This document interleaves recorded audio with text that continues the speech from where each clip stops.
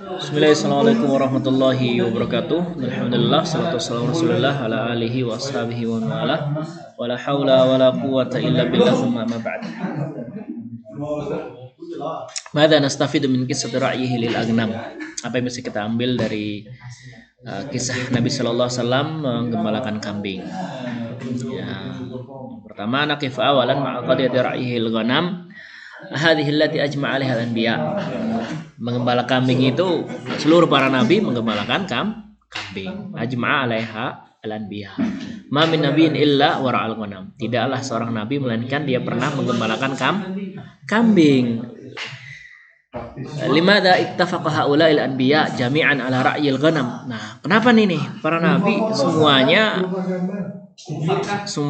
pernah menggembalakan kambing? Nah, Ibnu Hajar pernah mengatakan al-hikmatu fi ilhamil anbiya ra'yil ghanam qabla nubuwah. Nah, di antara hikmah diilhamkan para nabi untuk menggembala kambing sebelum kenabian mereka adalah apa? An yahsulalahum atamarrun. Agar apa nih teman-teman? An yahsulalahum ala tamarrun. Jadi agar mereka bisa latihan biraiha ketika memimpin kambing ini, yaitu alama yukallifunahu minal qiyam bi amri ummatihim. Jadi latihan apa-apa yang akan dibebankan kepada mereka untuk untuk membina umatnya. Itu diantara hikmah kenapa para nabi sebelum kenabian mereka pernah menggembalakan kambing. Kama qaddara li Musa wa Muhammad wa ghairihim minal anbiya, sebagaimana didakdirkan kepada Musa dan Muhammad alaihi wassalam dan selainnya dari para nabi. Nah, poin yang kedua adalah at-ta'awud 'alal hilmi wasyafaqah. Jadi membiasakan para nabi itu al-hilm, lemah lembut ya, dan kasih sayang. Jadi dengan menggembalakan kambing diantara proses melembutkan hati kita.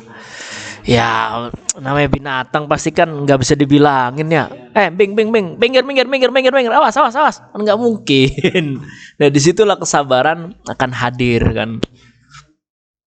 Akan hadir. Lanam idza sabaru ala ra'yiha. Karena para nabi ketika sabar menggembalakan kambing, wa jama'aha ba'da tafarruqiha, dan mengumpulkan kambing-kambing setelah terpencar di padang ilalang, allafu min dzalika sabra 'alal ummah, itu akan memberikan rasa sabar pada para nabi ketika membina umat. Wa arafu ikhtilaf tabaiha, dan mengetahui perbedaan tabiat antara satu dengan yang lainnya. Wa ikhtilafi uquliha, dan mengetahui perbedaan kadar akal pikiran satu dengan yang lainnya.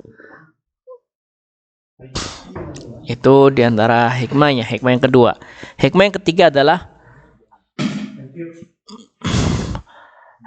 ketiga adalah tawadu'ur rasul wa tasrih biminnatillahi alaihi. Tawadu'nya Rasul, dan Rasulullah sallallahu alaihi wasallam jelas mengkabarkan kepada kita bahwasanya nikmat Allah Subhanahu wa taala sangatlah besar dan agung pada beliau.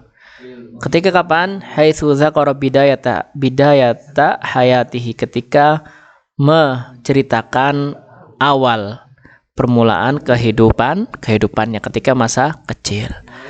Kenapa? Karena kita tahu sebagian kita ketika kita diceritakan masa kecilnya gitu. Itu tuh kecilnya tuh ngamen misalkan. Itu tuh kecilnya jadi kuli. Itu tuh kecilnya jualan es.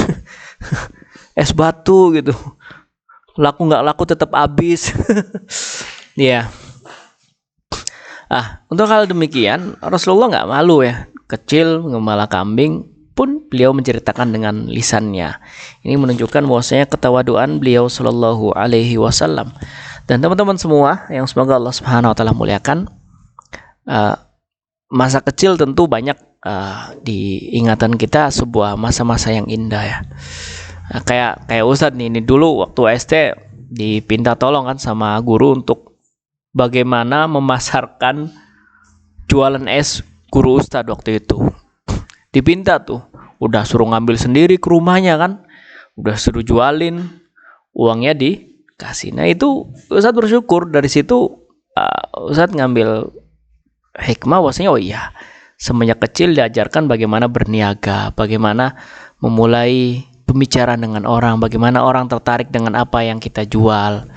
Alhamdulillah, mungkin kalau bukan sebab keutamaan Allah, kemudian pas kecil itu diajari berdagang oleh guru sekolah dasar Ustadz, mungkin ya sekarang nggak tahu bagaimana cara memulai berdagang. Baik, lanjut. Waqad jaa rajulun Nabi sallallahu alaihi wasallam li yatahaddath ilaihi. Diceritakan ada seorang laki-laki datang kepada Nabi untuk sekedar pengen ngobrol ya. Fa asabahu khaufun min Rasul. Tiba-tiba laki-laki itu takut nih. Loh kok takut? Dan Rasul menyawan hawin alaika, tenang nih, tenang. Fa inni lastu bimalakin. Saya bukanlah seorang raja. Ini menunjukkan ketawaduan beliau. Wa inna min madakhil syaitan ala syabil muslim tasmiyatul asya al-mamnu'a bighairi musammayatiha syar'iyyah. Nah, di antara celah-celah pintu syaitan kepada seorang muslim adalah apa? Menamai sesuatu yang terlarang, yang dilarang dari agama kita. Hatta yashulalahul wuqu' fiha. Sampai jadi akhirnya mereka mudah tergelincir pada kesalahan tersebut. Yarhamukallah. Fayatihi syaitan wa yaqulu inna min quwwati syakhsiyah. Kemudian ketika itu setan datang ya. Ketika kita sudah tergelincir, setan akan datang. Di antara kepribadian seseorang itu kuat an la yatatahaddath il saghir, tidak membicarakan masa kecil. Wala tatawadhu' lil faqir, tidak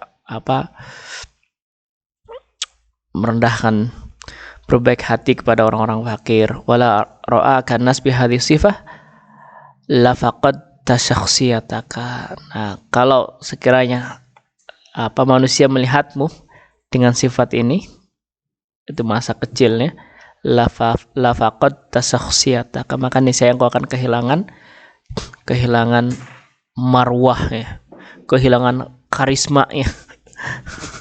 Kehilangan kewibawaannya. Tidak ya, itu hanya bisikan waswas syaitan saya. Poin yang keempat adalah ra'yul anbiya lil aghnam mundu sigorihim wa i'timadihim fi maqsabihim ala anfusihim. Yash'uru bi ahamiyati i'timadi da'iyah ila Allah ila nafsihi. Hikmah yang keempat adalah mengembalanya para nabi, kambing-kambing itu ketika kecil mereka itu menunjukkan bahwasanya mereka tidak bergantung kepada orang lain dalam memenuhi kebutuhan dasar mereka, tetapi mereka memenuhi kebutuhan dasar mereka dengan bekerja. Buktinya apa? Rasulullah sallallahu alaihi wasallam menceritakan dahulu beliau menggembalakan kambing penduduk ahli Mekah untuk beberapa upah yang beliau dapatkan. Nah, ini pun menunjukkan bahwasanya i'timadud da'iyah ilallah ala nafsihi. Hendaklah seorang dai, seorang muslim yang baik itu harus memenuhi kebutuhannya sendiri, tidak meminta-minta, tidak bergantung pada orang lain. Lah, saat kita kan masih pelajar, belum bisa kerja. Nah, justru momen inilah untuk melatih kalian agar menuju ke jenjang ke sana. Kemandirian, keteguhan, terus kemudian ketangguhan, kemudian wibawa, itu bukan hadir sekonyong-konyong, tetapi itu dihadirkan melalui proses yang panjang. Nah, di antara proses yang harus kalian lewati ya ini. Di masa-masa kalian sekarang, bagaimana kalian menjadi pemimpin diri kalian. Memimpin diri agar bisa mengatur waktu, memimpin diri agar bisa memprioritaskan apa yang harus diutamakan, memimpin diri bagaimana membagi waktu, bisa tetap berbuat baik pada orang tua, tapi tetap bisa bergaul sama teman dan sebagainya. Baik, ya itu empat poin yang bisa Ustaz sampaikan. Semoga bermanfaat. Wassalamualaikum warahmatullahi wabarakatuh. Assalamualaikum warahmatullahi wabarakatuh.